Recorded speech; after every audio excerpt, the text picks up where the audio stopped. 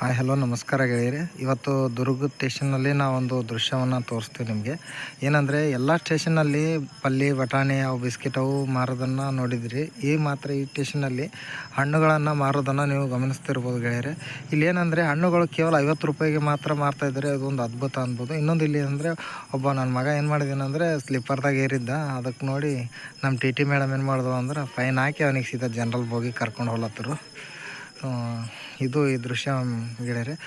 ಹಣ್ಣಿನ ವಿಷಯ ಬಂದರೆ ಹಣ್ಣು ನೋಡಿ ಗೆಳೆಯರೆ, ಒಂದು ಡಜನ್ ಬಾಳೆಹಣ್ಣು 50 ರೂಪಾಯಿ, ಅಂಗೂರು ತೊಗೋರಿ 50 ರೂಪಾಯಿ, ಎಲ್ಲ ಒಂದು ರೀತಿಗೆ ಸಫಿಷಿಯೆಂಟ್ ಬೆಲೆಯಲ್ಲಿ ನಮ್ಗೆ ಹೊರಗಡೆ ಸಿಗೋ ಬೆಲೆಯಲ್ಲೇ ಕೊಡ್ತಾಯಿದ್ರು. ಇಲ್ಲಿ ನೋಡಿ, ಇಲ್ಲಿ ಕಸ್ಟಮರ್ಗೆ ಯಾವ ಥರ ಕೊಡ್ತಾಯಿದ್ರು. ಒಂದು ಅರ್ಧ ಕೆ.ಜಿ ಅಂಗೂರಿಗೆ 50 ರೂಪಾಯಿ. ಮತ್ತು ಹಂಗೆ ಮೋಸಂಬಿ ಇದ್ದು ಗೆಳೆಯರೆ, ಒಂದು 6-7 ಮೋಸಂಬಿಗೆ 50 ರೂಪಾಯಿ. ಭಾಳ ಹೊರಗಡೆ ನಮಗೆ ಸಿಗೋವಂಥದ್ದು ಒಂದು ದರದಲ್ಲೇ ಕೂಡ ಏನು ಮಾಡ್ತಾಯಿದ್ರು, ಈ ರೈಲ್ವೆ ಸ್ಟೇಷನ್ದಾಗ ಮಾರ್ತಿದ್ರು ಅಂತ ಹೇಳ್ಬೋದು ಗೆಳೆಯರೆ. ಈ ರೀತಿ ಬಂಡಿ ಇಟ್ಕೊಂಡು ಕೂಡ ಎಲ್ಲರಿಗೆ ಏನು ಮಾಡ್ತಾಯಿದ್ರು ಮಾರ್ತಾಯಿದ್ರು. ಚಾಯ್ ವಾಲ ಕೂಡ ಇದ್ದಾನೆ ಇಲ್ಲಿ. ಚಾಯ್ ಕೂಡ 5 ರೂಪಾಯಿ ಮತ್ತು 10 ರೂಪಾಯಿ ದೊಡ್ಡ ಕಪ್ಪು ಇತ್ತು ಗೆಳೆಯರೆ. ಒಂದು ರೀತಿಲಿ ನೋಡಿದ್ರೆ ಸ್ವಲ್ಪ ನಮಗೆ ಹೊರಗಡೆ ನಮ್ಮ ಕಡೆ ಹೊರಗಡೆ ಸಿಗುವಂಥ ಬೆಲೆಯಲ್ಲೇ ರೈಲ್ವೆ ಸ್ಟೇಷನಲ್ಲಿ ಮಾರ್ತಾಯಿದ್ರು ಅಂತ ನಾವು ಗಮನಿಸಿದ್ವಿ ಗೆಳೆಯರೆ. ಹಾಗೇ ನಾ ಕುಂತಂಥ ಸೀಟ್ ಪಕ್ಕದಲ್ಲಿ ಇಲ್ಲೆಲ್ಲ ಹಣ್ಣುಗಳನ್ನು ಕಟ್ಟಿ ಪ್ಯಾಕ್ ಮಾಡಿ ಇಟ್ಟಿದ್ರು. ಅಂದ್ರೆ ಮಾರೋರು ಯಾರೂ ಇಲ್ಲಿ ಇದ್ದಿದ್ದಿಲ್ಲ. ಅಂದ್ರೂ ಅಲ್ಲಿ ಅವ್ರಿಗೆ ಎಷ್ಟು ಒಂದು ಭರವಸೆ ನೋಡಿ, ಅವ್ರದ್ದೇ ಆ ರೀತಿಯ ಒಂದು ಭರವಸೆ ಇತ್ತು. ನಾನು ತದಾದ ನಂತರ ಅಲ್ಲಿನವ್ರು ಇದ್ದವರು ಬಂದಿದ್ದರು. ಅವರು ಅದ್ರದ್ದು ಯಜಮಾನರು ಬಂದು ಕೇಳಿದೆ, ಯಾವ ರೀತಿ ಇರುತ್ತೆ ಸರ್ ನಿಮ್ಮ ಎಲ್ಲ ಮಾರಾಟ ಅಂತ ನಾನು ಕೇಳಿದೆ. ಅವ್ರು ಹೇಳಿದ್ರು, ನಮ್ಮದೊಂದು ಫುಡ್ ಡಿಪಾರ್ಟ್ಮೆಂಟ್ ಇದೆ ಸರ್, ನಾವು ಅವರಿಗೆ 300 ರೂಪಾಯಿ ಕಟ್ಟಬೇಕು. ನಾವು ಏನಾರ ಮಾರಬೇಕಾದ್ರೆ ಫುಡ್ ಟೈಪ್ ಅಂದರೆ ವಾಟ್ರ್ ಬಿಟ್ಟು ಫುಡ್ ಸಂಬಂಧಪಟ್ಟಂಥ ಹಣ್ಣುಗಳಾಗಲಿ ಇಂಥವಲ್ಲಿ ಮಾರಬೇಕು, 300 ರೂಪಾಯಿ ಕೊಡಬೇಕು ಅಂತ ಹೇಳಿದರು.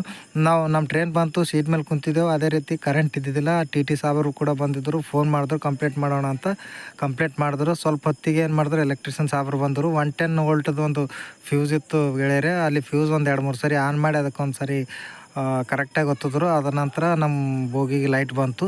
ಲೈಟ್ ಬಂದ್ರಪ್ಪ ನಾವೇನು ಮಾಡಿದ್ವಿ, ನಮ್ಮ ರಿಸರ್ವೇಷನ್ ಸೀಟ್ ಇತ್ತು ಒಂದು ಕನ್ಫರ್ಮ್ ಆಗಿ, ಅಲ್ಲೇ ಆರಾಮಾಗಿ ಕುಂತೇವು ನಾವು. ಮತ್ತು ಕೂಡಬೇಕಾದ್ರೆ ಹೊರಗಡೆ ಲೈಟ್ ಏನೋ ಒಳಗಡೆ ಲೈಟ್ ಬಂತು, ಹೊರಗಡೆ ಕೂಡ ಒಂದು ಲೈಟಿಂಗ್ದು ಒಂದು ಫ್ಯಾಕ್ಟ್ರಿ ಫುಲ್ ಲೈಟ್ ಮಿಂಚಿಂಗ್ ಕಾಣ್ತಾಯಿತ್ತು. ಏನಪ್ಪ ಅಂತ ಕೇಸಿ ಸುಮ್ಮನೆ ನಾವು ಏನು ಮಾಡ್ದೆವು, ನಮ್ಮ ವೀಡಿಯೋದಾಗ ಸರಿ ಡ್ಯಾಮ್ ಮಸ್ತ್ ಕಾಣ್ಲಕ್ಕತ್ತದ ಅಂತ ಕೇಸಿ ಅದೇ ಟೈಮ್ ಒಳಗೆ ಒಂದು ನಮ್ಮದು ಸೀನ್ರಿ ಒಳಗೆ ಏನು ಮಾಡಿದೆವು ಅಂದ್ರೆ ಆ್ಯಡ್ ಮಾಡ್ಕೊಂಡೆವು, ಇರಲಿ ಲೈಟಿಂಗ್ದು ಒಂದು ಸೀನ್ ಅಂತ ಕೇಸಿ.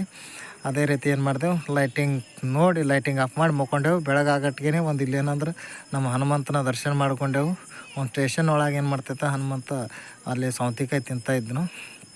ಬೆಳಗ್ಗೆ ಚಳಿ ಅಂದ್ರೆ ಚಳಿ ಇಕ್ತಾಯಿದ್ವು. ಏನು ಚಳಿಯಪ್ಪ ಇದು, ನಾವು ಎಲ್ಲಿಗೆ ಬಂದಿದ್ದೀವಿ ಅಂತ ನೋಡ್ತಾ ಇದ್ರೇ ನಾವು ಪೂರಾ ಕಾಜಿಪೇಟೆಗೆ ಬಂದಿದ್ದೀವಿ, ತೆಲಂಗಾಣದ ಒಳಗೆ ಬಂದೆವು ಆಲ್ರೆಡಿ. ಅವಾಗ ಗೊತ್ತಾಯ್ತು ನಮ್ಗೆ, ಇಲ್ಲೇ ಇದ್ದೀವಿ ಅಂತ. ಅದು ಅನ್ನಷ್ಟರೊಳಗೆ ಏನು ಮಾಡ್ದೆ, ಪೂರಾ ಒಂದು ಸರಿ ಮ್ಯಾಪ್ ತೆಗೆದು ನೋಡೋಮ ಅಂತ ಕೇಸಿ ಏನು ಮಾಡಿದೆವು, ವೇರಿಯಸ್ ಮೈ ಟ್ರೈನ್ ಆ್ಯಪ್ ಒಳಗೆ ನಾವು ಎಲ್ಲಿದ್ದೀವಿ ಅಂತ ಕೇಸಿ ನಮ್ಮ ಟ್ರೈನ್ ನಂಬರ್ ಹೊಡೆದು ನೋಡಿಬಿಟ್ಟೆವು. ನಾವು ಕಾಜಿಪೇಟ್ನಾಗ ಇದ್ದೆವು. ಅಲ್ಲಿ ಫುಲ್ಲು ಚಳಿಗಳಿರಿ, ಮಂಜಂದ್ರೆ ಮಂಜಿತ್ತು. ಇದೇ ಮಂಜಿನೊಳಗೆ ಇರಲಿ ಏನದ, ನಾವು ಸೂರ್ಯ ದೇವ್ರ ಕಂಡ್ರೆ ಒಂದು ನಮಸ್ಕಾರ ಮಾಡಮಪ್ಪ ಅನ್ನೋ ರೀತಿ ಇತ್ತು. ಸೂರ್ಯ ಬೇಕು ಅನ್ನೋ ರೀತಿಯಲ್ಲಿ ನಮ್ಗೆ ಹಂಬಲಿಸ್ತಾ ಇದ್ದು ಮನಸ್ಸು. ಇಲ್ಲಿ ಚಳಿ ಮಾತ್ರ ಸಿಕ್ಕಾಪಟ್ಟೆ ಇತ್ತು ಗೆಳೆಯರೆ. ನಾವು ಯಾವಾಗಂದ್ರೆ ಫೆಬ್ರವರಿ 6-7 ತಾರೀಕು ಇದ್ದರೂ ಕೂಡ ಸಿಕ್ಕಾಪಟ್ಟೆ ಚಳಿ ಇತ್ತು. ಇಲ್ಲಿ ಏನಾದರೂ ಹೇಳಿ ನಡೀಲಿ, ನಮ್ಮ ಏರಿಯಾನೇ ಹೆಂಗೆ, ನಾವು ಒಂದು ಕಡೆ ಬ್ಯಾಸಿಗೆ ಮುಂಜಾನೆ ಚಳಿಗಾಲಿದ್ರೆ ಮಧ್ಯಾಹ್ನಕ್ಕೆ ಬ್ಯಾಸಿಗೆ ಇರ್ತದೆ ಅಂತ ಅಂದ್ಕೊಂಡು ಸಮಾಧಾನ ಆದೆವು. ಅಷ್ಟೊತ್ತರೊಳಗೆ ನಮ್ಮ ಸೂರ್ಯ ದೇವರು ಬಂದರು. ಅವ್ರಿಗೆ ಒಂದು ಸಲ್ಯೂಟ್ ಹೊಡೆದೆವು, ನಮಸ್ಕಾರ ದೇವ ಅಂತ ಅನ್ಕೊಷ್ಟರೊಳಗೆ ನಮ್ಗೆ ಮ್ಯಾಪ್ನೊಳಗೆ ನಮಗೊಂದು ಅದ್ಭುತ ಏನು ಕಂಡುತ್ತಂದ್ರೆ, ನಾವು ಯಾದಾದ್ರಿ ಮತ್ತು ಭುವನಗಿರಿ ಸಮೀಪನೇ ಇದ್ವಿ ಅನ್ನೋದು ತೋರಿಸ್ತಾ ಇತ್ತು ನೆಕ್ಸ್ಟ್ ಸ್ಟೇಷನ್. ಅರೆ ಇಲ್ಲೇ ಅದಲ್ಲ ನಮ್ಮ ಸ್ವರ್ಣಗಿರಿ ಕೂಡ ಇಲ್ಲೇ ಇರ್ಬೋದು, ನೋಡೋಣ ಹೊರಗಿಂದ ನೋಡಿ ದರ್ಶನ ಮಾಡೋಣ ಬೆಳಗ್ಗೆನೇ ದೇವ್ರಿಗೆ ಅಂತ ಅಂದ್ಕೊಂಡಿದ್ದ. ಅಷ್ಟೊತ್ತಿಗೆ ಸೂರ್ಯದೇವನಿಗೆ ಸರಿಯಾದ ಒಂದು ಚಿತ್ರೀಕರಣ ಮಾಡೋಷ್ಟ್ರೊಳಗಾಗಿ ಇನ್ನೇನು ನೆಕ್ಸ್ಟ್ ಸ್ಟೇಷನ್ ಬರ್ತದಂತ ಅಂದ್ಕೊಳತ್ತಿದ್ದ. ನೆಕ್ಸ್ಟ್ ಸ್ಟೇಷನ್ ಆದ ಸೊರೆಯಾಗಿ ಒಂದು ವೀಡಿಯೋನ ಮಾಡ್ಕೊಂಬ ದೇವ್ರದ್ದೆಲ್ಲ ಹೊರಗಡೆ ನೋಡಿ ದರ್ಶನ ಮಾಡಿ ನಾವೇನು ಹೊರಗಿಂದ ದರ್ಶನ ಮಾಡಿದ್ರಾಯ್ತು. ಹೋಗ್ಲಿಕ್ಕಂತೂ ಆಗಲ್ಲ ಗೆಳೆಯರೆ ನಮ್ಗೆ. ನೋಡಿದೆವು ಇಲ್ಲಿ ಗುಡ್ಡಗಳು ಕಾಣ್ತಾಯಿತ್ತು. ಆಗಳಿಗೆ ನಾವು ಏನು ಮಾಡಿದೆವು ಅಂದರೆ ಯಾದಾದ್ರಿ ಸ್ಟೇಷನ್ ಒಳಗೆ ಎಂಟ್ರಿ ಆಗಿದ್ದೆವು. ನೆಕ್ಸ್ಟ್ ಸ್ಟೇಷನ್ ಭುವನಗಿರಿ ಇತ್ತು. ಇಲ್ಲಿ ಒಂದು ದೊಡ್ಡದೊಂದು ಬಂಡೆದ ಒಂದು ಕಲ್ಲಿರುತ್ತೆ ಗೆಳೆಯರು, ಒಂದು ದೊಡ್ಡದು ಭಾಳಷ್ಟು ದೊಡ್ಡದು ಇದೆ ನೋಡು ಗೆಳೆಯರೆ. ಇದು ಒಂದು ಕಲ್ಲು, ಒಂದೇ ಕಲ್ಲಿಂದ ಒಂದು ಏಕಶಿಲೆ ಅಂತ ಹೇಳ್ಬೋದು. ದೊಡ್ಡದು ಬೆಟ್ಟ ಇದೆ, ಒಂದೇ ಕಲ್ಲಿದೆ, ಅದ್ಭುತ ಇದೆ. ನೋಡಿದೆ, ಹಾಗೆ ಒಂದು ಚಿತ್ರೀಕರಣ ಇರಲಿ ಅಂತ ಇದನ್ನು ಕೂಡ ನಮ್ಮ ಸೆಟಪ್ ಒಳಗೆ ಹಾಕ್ಕೊಂಡು ಬಿಟ್ಟೆವು ನಮ್ಮ ವೀಡಿಯೋ ಒಳಗೆ. ಅದಾದ ನಂತರ ಇನ್ನೇನು ಸ್ವಲ್ಪ ಮುಂದೆ ಭುವನಗಿರಿ ಬಂತು ಅಂತ ಅನ್ನೋಷ್ಟರೊಳಗಾಗಿ ಇದು ಸ್ಟೇಷನ್ ಬಂದಿತ್ತು. ಅದ್ರ ಸ್ಟೇಷನ್ ಆದ ಸ್ವಲ್ಪ ಮುಂದೆ ಹೋದ ನಂತರನೇ ಇಲ್ಲಿ ಒಂದು ಭುವನಗಿರಿ ದೇವಸ್ಥಾನ ಬಂತು. ಇದೇ ನೋಡಿ ಗೆಳೆಯರೆ, ನೀವು ನೋಡ್ತಾ ಇರ್ಬೋದು. ನಾವೇನಂತೀವಿ ಸ್ವರ್ಣ ಮಂದಿರ ಅಂತ ಹೇಳ್ತೀವಲ್ಲ, ಶ್ರೀ ವಿಷ್ಣುವಿನ ಮಂದಿರ ಇದೆ.